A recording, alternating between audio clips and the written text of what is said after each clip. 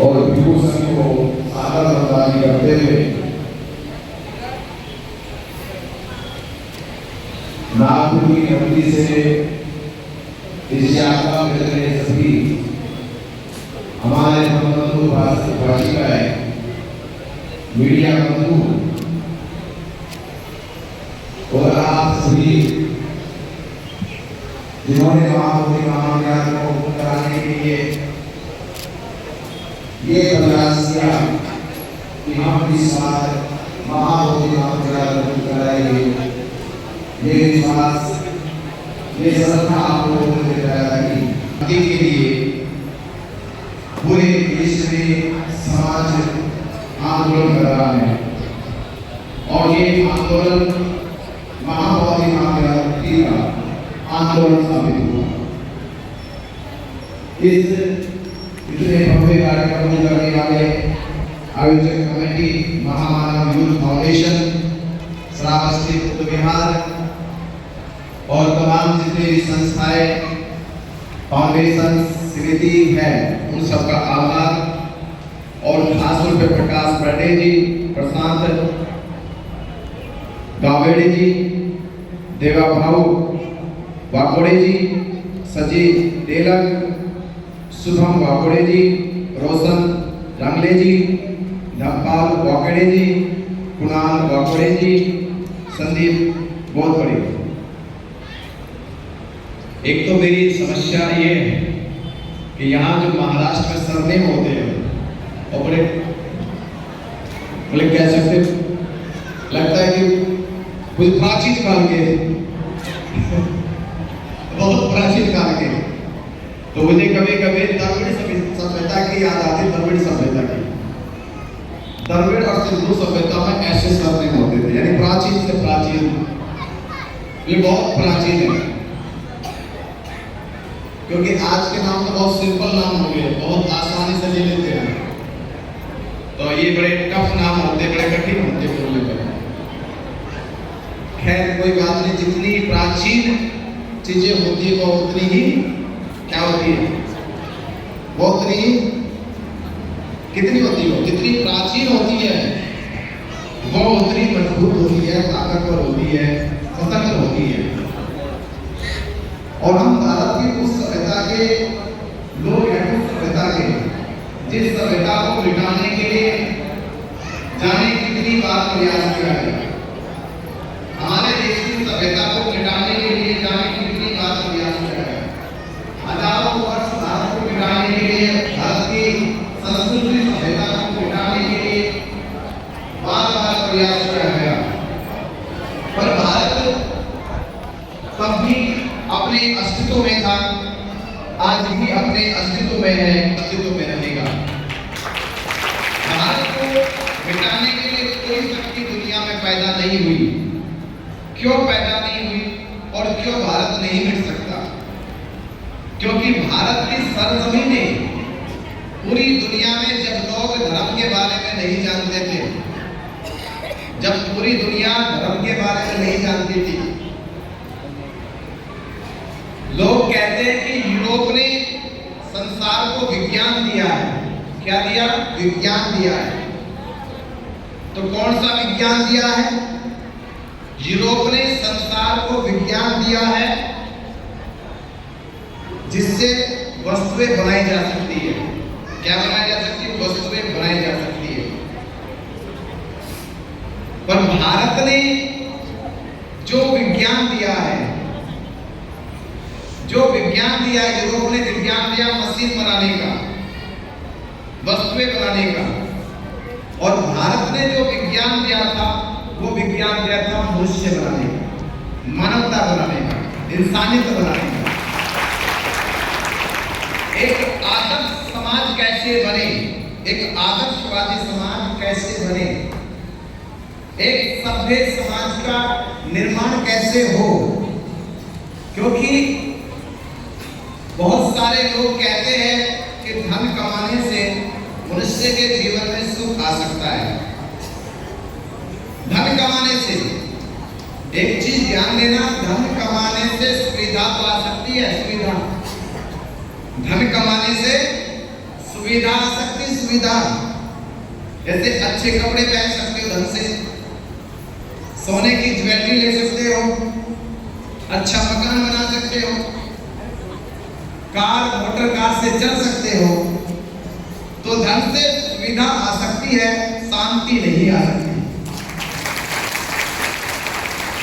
तो शांति किससे आती है? तो यूरोप ने सुविधा तो दी, यूरोप ने सुविधा तो दी, पर भारत ने क्या दी? भारत ने शांति दी। इसलिए भारत को नमन होता है। तो ये खोजा गया, ये शांति के जनक कौन है? शांति के जनक कौन है? तो पता किया गया कि जब दुनिया युद्ध से त्रस्त हो जाती है, युद्ध कर करके परेशान हो जाती है, मन विचलित होने लगते हैं, पारिवारिक रंजिश से बढ़ जाती है, धन कमाते कमाते थक जाते हैं, तो वो बुद्ध की ओर आते हैं। किन की ओर आते हैं? वो बुद्ध की ओर आते हैं और कहते हैं कि बुद्ध ही शांति के प्रतीक हैं, जिन्होंने विश्व को युद्ध नहीं बुद्ध का ज्ञान दिया।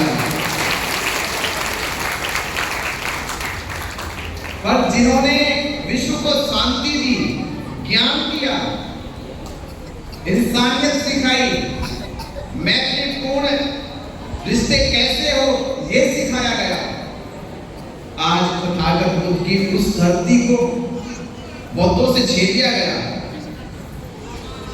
सैकड़ों साल से बौद्ध समाज आंदोलन कर रहा है। ऐसा अन्याय दुनिया के किसी कौम के साथ नहीं हुआ, किसी मजहब के साथ नहीं हुआ, और खास तौर पे ये अन्याय तो महा अन्याय हो गया कि जहां भारत की पहचान ही बुद्ध है, जहां भारत की पहचान ही बुद्ध है और बुद्ध ही मुक्त नहीं है। आप सोचिए, भारत की पहचान बुद्ध है और बुद्ध का महाबोधि महाविहार मुक्त नहीं है। दुनिया वालों को नहीं दिखा। भारत के उन सामंतवादी, उन घृणित सोच रखने वाले राजनीति वाले नेताओं को, भारत के सम्मानित संस्थाओं को वो ये नहीं दिखाई दिया कि अरे जिससे भारत की पहचान है, भारत के कण कण में जिसकी शांति के बीज है, जिसने भारत को विश्व में स्थापित किया, जब दुनिया से भारत में कोई घूमने आता है, अगर आप उससे पूछोगे भी कि भारत में क्यों आते हो, क्या तुम्हें यहाँ भारत में अल्लाह बताते हैं? तो कहते नहीं। क्या भारत में तुम्हें यीशु मसीह बताते हैं? बोले नहीं। क्या भारत में राम कृष्ण बताते हैं? बोले नहीं। तो हम पूछते हैं तो तुम्हें कौन बुलाता है भारत में? कौन बुलाता है? तो कहते हैं भारत में एक ही तो है जो बुलाते हैं, जो बुद्ध कहते हैं। कौन बुलाते हैं? कौन बुलाते हैं? दुनिया को कोई बुला सकते हैं तो वो बौद्ध है। क्योंकि उसका संदेश की दुनिया के चारों दिशाओं में है। भंते जी, बुलढाणे का नाम भी बुद्ध ठाना है।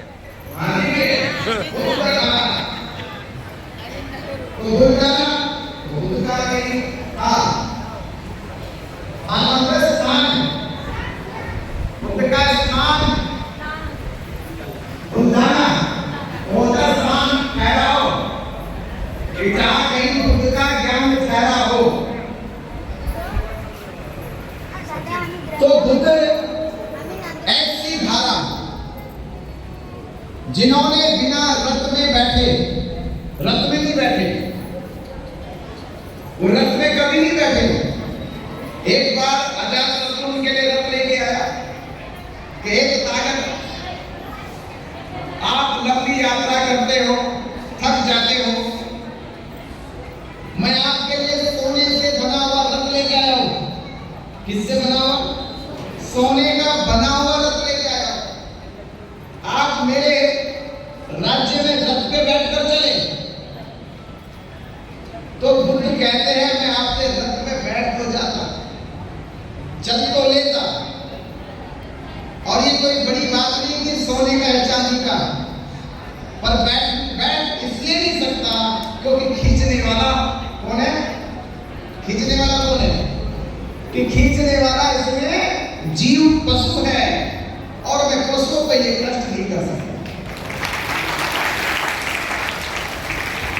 तो बौद्धों की परंपरा है कि बौद्ध कभी भी जो जिस रथ को पशु खींचते हो उसमें भिक्षु नहीं बैठा।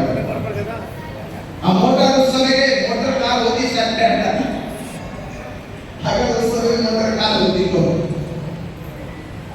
तो बुद्ध ने ये सिखाया कि जीवों पर दया करो, जीवों से प्रेम करो, उनसे मैत्री व्यवहार करो। तो उनका ये संदेश जब पूरी दुनिया में फैलने लगा तो जो लोग पशुओं पे, पक्षियों पर हिंसा करते थे, जीवों पर हिंसा करते थे, जो धर्म के नाम पर आडंबर पाखंड करने का काम करते थे, जिन्होंने धर्म की नींव को ही अंधविश्वास के आधार पर रखा हो, तो ऐसे लोगों को बुद्ध ने कहा कि बिना रथ में बैठे, बिना तलवार चलाए, बिना कोई शस्त्र चलाए अपने धर्म के पैगाम को पूरी दुनिया में पहुंचा दिया। और एक सबसे बड़ी जीत आपकी मैं बताता हूं, ये दुनिया के इतिहास में लिखने वाली बात है। इस्लाम धर्म दुनिया में फैला तो हिंसा के बल पे। इस्लाम दुनिया में फैला तो किसके बल पे? हिंसा के बल पे। ईसाई दुनिया में फैले तो हिंसा के बल पे। भारत में हिंदू फैले तो हिंसा के बल पे। दुनिया में एक बौद्ध धर्म है जिन्होंने हिंसा नहीं, शांति का मार्ग चुनकर लोगों को धर्म सिखाया, हिंसा नहीं सिखाई। एक भी हिंसा कोई सिद्ध कर दे दुनिया में कि बौद्ध धर्म के प्रचार प्रसार के लिए हिंसा का रास्ता चुनाव, ताकत का रास्ता चुनाव, शस्त्र का रास्ता चुनाव, बल्कि बौद्धों की पहले सील में ही सिखाया गया पाणातिपाता वीरमणि शिक्षा पदक समाधियामि। ये बड़ी बात और बता के जा रहा हूं, दुनिया के किसी भी धर्म ग्रंथ में, दुनिया के किसी भी धर्म ग्रंथ में उनके पहले सील की शिक्षा ये वाली नहीं मिलेगी, पाणातिपाता वीरमणि शिक्षा पदक समाधियामि, कि प्राणी हिंसा नहीं करनी। दुनिया के किसी भी ग्रंथ में बौद्धों को छोड़ के पहली शिक्षा लिए नहीं लिखी गई, पर बौद्धों ने पहली शिक्षा ये मानी कि हम प्राणी हिंसा नहीं करेंगे, हम जीव हिंसा नहीं करेंगे, हम किसी को सताएंगे नहीं बल्कि अपना बनाएंगे। सताएंगे नहीं, अपना बनाएंगे। किससे? ज्ञान से, मैत्री से, अच्छे रिश्तों से, इंसानियत के बल से, मैत्री के बल से, मानवता के बल से। क्योंकि बुद्ध का अपार धर्म 84,000 उद्देश्य है। 84,000 उद्देश्य, 84,000 उद्देश्य में तथागत बुद्ध ने एक भी बात हिंसा की नहीं बोली, एक भी बात नहीं बोली। बल्कि कैसे है तथागत? एक बार तथागत एक नदी को पार कर रहे थे, उनके साथ उनका भिक्षु संघ चल रहा था। तो नदी में एक बिच्छू जो पानी में चला गया और वो डूब रहा था, तो तथागत ने उसे अपने हाथ पे ऐसे उठाया, तो जैसे हाथ पे उठाया बिच्छू ने डंक मार दिया। तो भिक्षु संघ देख के कहने लगा, तथागत बच्चो, ये जहरीला बिच्छू है। तथागत ने ध्यान नहीं दिया, वो नीचे गिरा, दोबारा से फिर उठाया, उसने फिर डंक मार दिया। तो भिक्षु कहने लगे, हे तथागत, आप ये गलती बार बार क्यों कर रहे हो? आप ये गलती बार बार क्यों कर रहे हो? जब बिच्छू आपको डंक मार रहा है तो जाने क्यों नहीं देते उसको? क्यों बचा रहे उसको बार बार? संघ, ये जो बिच्छू है, ये जंतु है, उसने उसका स्वभाव छोड़ा। इसको भी पता है अपने स्वभाव का। ये जंतु होने के बाद और जंतु के साथ साथ ये डूबने की परवाह नहीं कर रहा। इसे ये ख्याल बिल्कुल नहीं कि मैं डूब रहा हूं, पर इसे ये ख्याल है मेरा काम डंक मारना। मरते हुए भी इसे ख्याल है, इसका स्वभाव है कि मुझे जो कोई छुएगा तो मुझे डंक मारना है। तो हे संघ, जब इस जंतु को पता है अपने स्वभाव का, तो मैं अपना स्वभाव कैसे भूल जाऊंगा? मेरा स्वभाव तो करुणा से भरा हुआ है, दया से भरा हुआ है। मैंने इसको देखा, दया आ गई, तो मैंने प्रयास किया इसको बाहर निकालने का। तो बहुत ऐसे होते हैं कि वो अपने ऊपर हो रहे हमले की भी परवाह नहीं करते, उनका स्वभाव जिंदा है। तो ये संदेश जब पूरी दुनिया में फैलने लगा कि भूतों की संख्या बढ़ती जा रही है, पूरी दुनिया में, पूरी एशिया में बहुत होते जा रहे हैं, राजा महाराजा अपनी तलवार छोड़ देते हैं, हिंसा करनी बंद कर देते हैं, मानवता और इंसानियत के पैगाम को लेकर दुनिया में प्रचार प्रसार करने लगे। तो कुछ ऐसे चतुर चालाक लोगों को बड़ी परेशानी हुई, तकलीफ हुई, और उन्होंने पूरी दुनिया में षड्यंत्र बना जिन लोगों को तकलीफें हुई। तो महाबोधि महाज्ञान अकेला है जिस पर ऐसे दुष्ट सोच रखने वाले लोग, जिनकी सोच दुष्ट थी, दुनिया में सभी लोगों की दुष्ट सोचों ने, जो लोग दुष्ट सोच के थे, उन्होंने महाबोधि महाज्ञान को खत्म करने का काम किया, नष्ट करने का काम किया। कुछ लोग आज तक उसे पाए नहीं पाए। पर आज भारत में जो आंदोलन हो रहा है, जब ये लोग महाबोधि महाज्ञान को नष्ट नहीं कर पाए, जैसे मैं कहता हूँ कि कुछ लोगों ने हमारी संस्कृति विरासत को कुछ को दफना दिया, कुछ को दफना दिया और कुछ को कब्जा लिया। ये कुछ लोगों ने ये दो प्रवृत्ति थी, कुछ को उन्होंने हिंदी में दफन कर दिया और कुछ को उन्होंने कब्जा कर लिया, और कब्जा करके किसी को तिरुपति बालाजी कह दिया, किसी को इन्होंने जगन्नाथपुरी कह दिया, किसी को इन्होंने अमरनाथ कह दिया, किसी को इन्होंने बद्रीनाथ कह दिया। और जब बहुत गया है तो बहुत गया में 5 विश्वों का उनको 5 पांडे कह दिया। ये तो बात जब हम पहुंचे अंदर की तस्वीर दिखाई, सच्चाई देश के सामने आए कि महाबोधि महाज्ञान कौन का है, और ये 5 पांडे नहीं है, ये 5 परिवार के शिष्य है। और मैं कहूँ कि मैं तो उस धरती से आया, मैं जब उस धरती को जाने 5 पांडवों की बात करते हैं, तो मैं कहने लगा बहुत ज्यादा कमजोर से, मैं तुम 5 पांडवों की बात करते हो, तुम जानते हो कुछ 5 पांडवों के बारे में? कि 5 पांडे हमारे पड़ोस में जिस देश से मैं आता हूँ उससे 30 किलोमीटर दूर हस्तिनापुर है। तो मुझसे जाके अच्छे से नहीं जानते कि पांडे कौन है, कौन है, और क्यों कौन था वो जिन्होंने दोनों परिवार को चुना है। तो दोनों परिवार बेवकूफ बन के एक व्यक्ति के कारण, अरे समझदार होते हैं तो झगड़े के नहीं समाधान करवाते हैं, समझदार माना जाता है। और जो झगड़े करवाते हैं वो समझदार नहीं होते। कोई बात ना पकड़े तुम्हारे को बोलेगा वो धर्म था, धर्म हिंसा का कभी भी प्रतीक नहीं हो सकता। धर्म हर हाल में चाहेगा शांति हो, धर्म हर हाल में चाहेगा लोगों में समानता है, सौहार्द पैदा हो।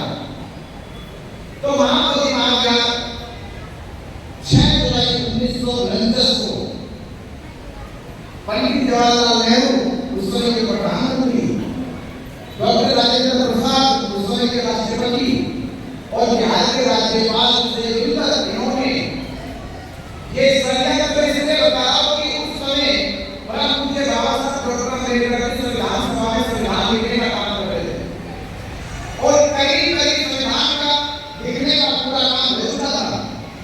संविधान लिखने का काम पूरा हो चुका था। 26 नवंबर 1949 को संविधान सभा में पेश किया। इसका मतलब ये हुआ कि संविधान का काम पूरा हो चुका था, और संविधान सभा के अध्यक्ष डॉक्टर राजेंद्र प्रसाद, यानी उनको मालूम था, उनको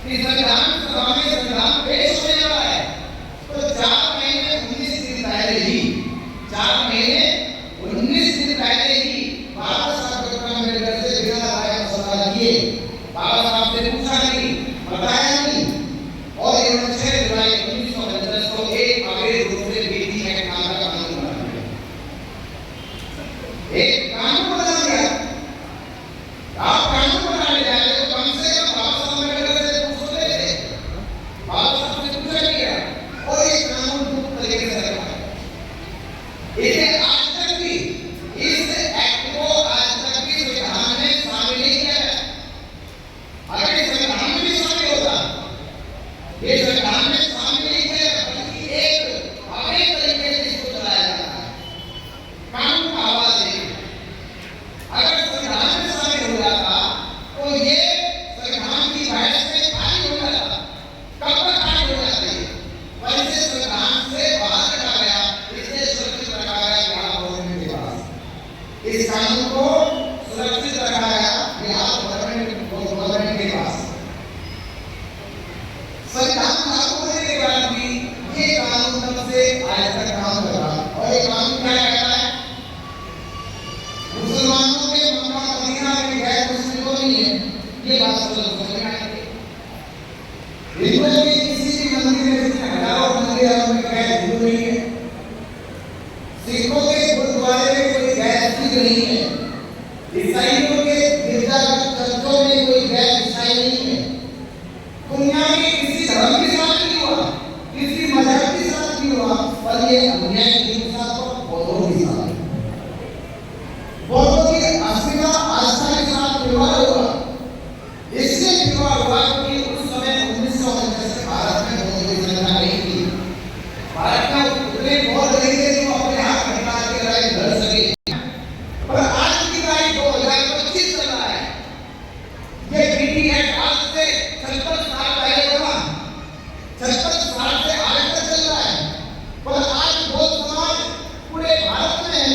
बाबा साहब डॉक्टर अम्बेडकर जी की 14 अक्टूबर 1956 को 7 लाख बौद्ध एक साथ दिशा लिया था। और 7 लाख बौद्ध ने पूरे भारत में आज को विश्व के भीतर महाबोधि महाविद्यालय का आंदोलन दिला रहा है।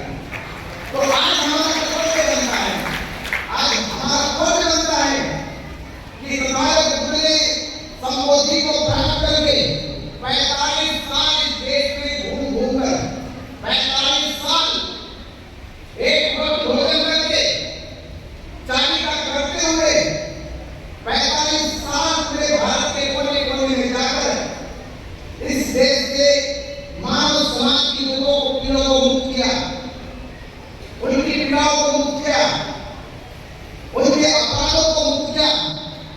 और तथागत बुद्ध ने हमारे जीवन से जब विकारों को बुराई को मुक्त कर दिया, तो आज हमारा फर्ज बनता है, हमारा कर्तव्य बनता है कि जिस धरती में सिद्धार्थ गौतम को ज्ञान प्राप्त हुआ उस महाबोधि महाविद्यालय को हम मुक्त करा के रहेंगे। क्योंकि उस स्थल पे हमारे तथागत बुद्ध को ज्ञान प्राप्त हुआ है और वो स्थल केवल भारत के लिए नहीं रहा, वो पूरी दुनिया के लिए प्रेरणा का केंद्र है, पूरी दुनिया के लिए। इसलिए दुनिया में एक जानी मानी संस्था यूनेस्को नाम की एक संस्था जो वो ये सर्वे करती है कि सबसे प्राचीन, सबसे प्रेरणादायक, सबसे अपूर्व इसमें लाखों करोड़ों लोगों का विश्वास होता है। ऐसे असुरों को चुनकर और विश्व धरोहर की घोषणा करते हैं। तो महाबोधि महाविद्यालय भारत की नहीं पूरी दुनिया के लिए एक विश्व की धरोहर है, प्रेरणा स्थल है। तो आज हमारी जिम्मेदारी बनती है कि पूरी दुनिया जिसमें आत्मा विश्वास रखती है हम उसकी लड़ाई लड़ रहे हैं। जिसमें पूरी दुनिया आत्मा विश्वास रखती है हम महाबोधि महाविद्यालय को मुक्त कराने की लड़ाई लड़ रहे हैं। और इस लड़ाई से हमारे जीवन में जो बुद्ध बनेगा, बौद्ध बनेगा, जो चाहत थी कि मैं बौद्ध बनूंगा, मैं बुद्धिस्ट बनूंगा, जो ये चाह लेकर बुद्धिस्ट हुए, मैं कहता हूँ, मैं तो अपने जीवन को मानता हूँ कि मैंने जब जीवन दिया तो तब नहीं पता था कि उद्देश्य क्या है। पर आज समझ में आ गया कि जीवन देना केवल कोई औपचारिकता नहीं थी, कोई घटना नहीं थी, इसके पीछे उद्देश्य छिपा हुआ था महाबोधि महाविद्यालय की मुक्ति का। तो आप लोग बुद्धिस्ट हो, बुद्धिस्ट बने, तो इसके पीछे ये उद्देश्य मान ले कि आपका जीवन धन्य है, क्योंकि आप महाबोधि महाविद्यालय की मुक्ति के आंदोलन में शामिल हैं। आप धन्य हैं और इससे भी धन्य है आप। भले हमारा जन्म बुद्ध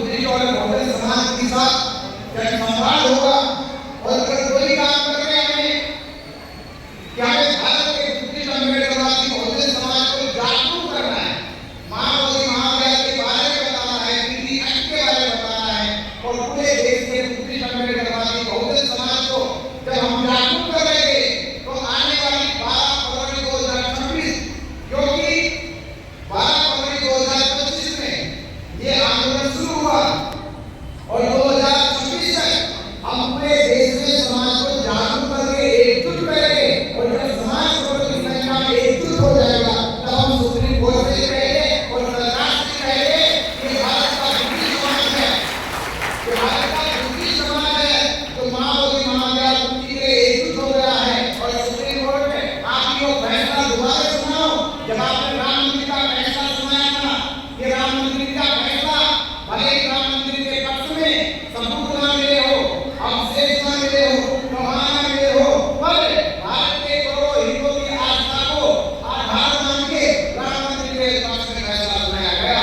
तो वो हम भी कहेंगे कि भारत के बुद्धिस्ट भी करोड़ों की संख्या में एकजुट हो गए हैं और सुप्रीम कोर्ट भारत के बुद्धिस्टों की आस्था को ध्यान रखते हुए महाबोधि महाविद्यालय को कराए।